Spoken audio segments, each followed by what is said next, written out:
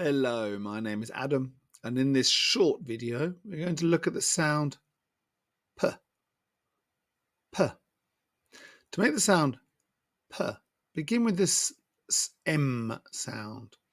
The M sound, you have your lips closed. The voice will come from your throat and go through your nose. Mm.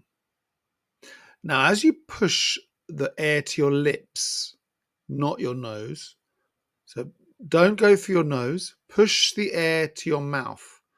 And then as the air comes up from your throat, let the air push the lips open.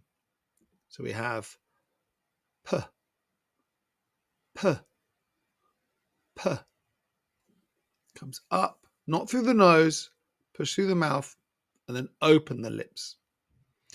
Words like sleep, group, pad. Or listen to this with the M and the P. Jump. Okay. Or hip bone. Backpack. Okay, excellent. See you in the next video.